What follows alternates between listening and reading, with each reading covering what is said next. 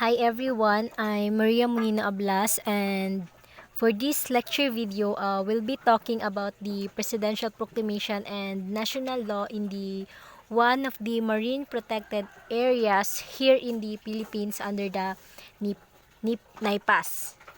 So the Tubbataha Reef Natural Park. So in Palawan's request to establish Tubbataha as a marine park, President Corazon Aquino, the president that time, signed the Presidential Proclamation number 306, declaring that the Tubbataha Reef and surrounding waters of the public domain and Central Sulu Sea, province of Palawan as Tubbataha Reef National Marine Park. So, she created the Tubbataha Reef Natural Marine Park as a no-take zone to ensure its protection for the future generations.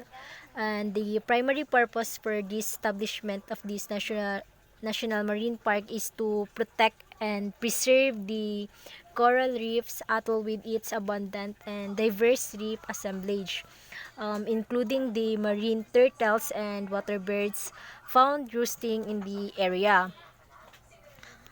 It is also mentioned in this presidential proclamation that any persons who collects and gather coral reefs, wildlife, or any marine lives from the marine park, and any manners that disturb or destroy the habitats and wildlife will be punished with the penalties. So moving on to the presidential proclamation number 1126, establishing the Tubbataha Reefs National Marine Park in the province of Palawan as a natural park under the National Integrated Protected Area System or the NIPAS Act, Republic Act number 7586, and the Strategic Environmental Plan of Palawan Act, Republic number 7611, and shall be known as Tubbataha Reefs Natural Park. Um, in this presidential proclamation, President Gloria Macapagal Arroyo declared the Tubbataha Reef National Marine Park as Tubbataha Reef Natural Park or TRNP. The Tubbataha Reef Natural Park also shall be managed by the Tubbataha Protected Area Management Board or the TPAMB, which shall be the sole policy-making and permit-granting body of the TRNP, the Tubbataha Reef Natural Park. The board members composed of one chairperson and 10 members. First is the Regional Executive Director of the DENR as the chairperson, the Environment and Natural Resource Officers of the provincial government as a member, representative from the Department of Tourism as a member, the provincial officers of the DAB4 as a member also, a representative from Academe, a representative from Palawan Council for Development Staff, 3 representative from non-government organization, and 2 representative from people's organization as a member. So every TIPAM member shall serve for 5 years, and he or she will remains connected to the sector they represent. The TIPAM shall also consult governor, the governor of the province of Palawan, the mayor of the municipality of Cagayan Silio, commander of the armed forces of the Philippines, AFP to Western Command, Westcom, commander of the Naval Forces West or the NAV4 West, and lastly the commander of the Philippine Coast Guard District of Palawan in laying down the policies, granting the permits, and the maintenance of securities and well-being of TRNP, the Tubbataha Reef Natural Park.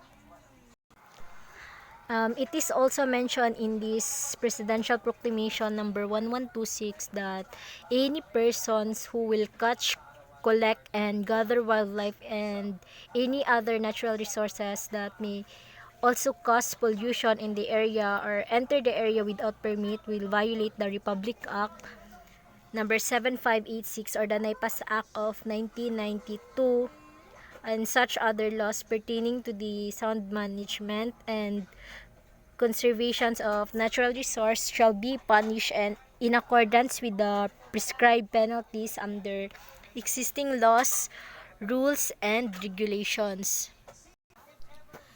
And the next is the Republic Act number 10067, an act establishing the Tubbataha Reef's Natural Park in the province of Palawan as a protected area under the NIPAS Act, Republic Act 7586, and the Strategic Environmental Plan for Palawan Act, Republic Act number 7611, providing for its management and for other purposes. This law consists of Section 47. It has many sections, so I will just state at least 9 of them. So the first is the Section 1, short title.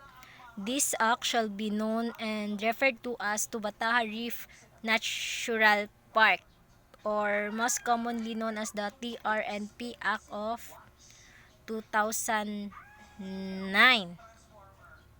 So, as you remember in Presidential Proclamation 306, in President Corazon Aquino's time, it is called Tubbataha Reef National Marine Park. But in Proclamation 1126, in President Gloria Macapagal Arroyo, the title changed to Tubbataha Reef's Natural Park. So, Section 2 is Declaration of Policy.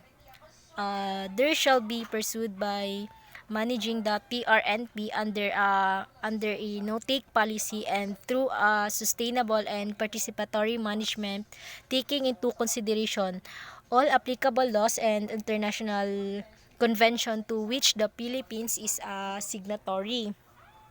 And Section 3, definition of terms.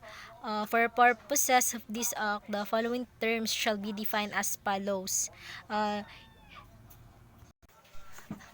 There's also a lot of terms on the list on Section 3, but I'll just give 5 definition of terms. So first is the prospecting, the buffer zone, conservation fees, exotic species, and corals.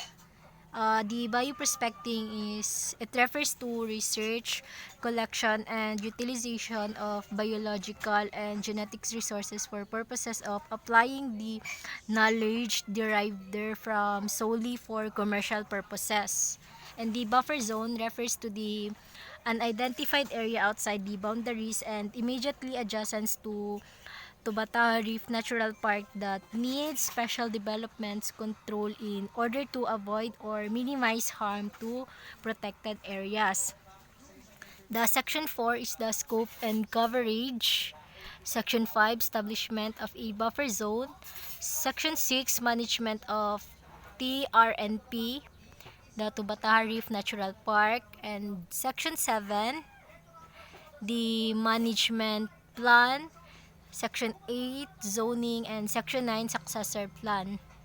And so that's all for my presentation. Thank you.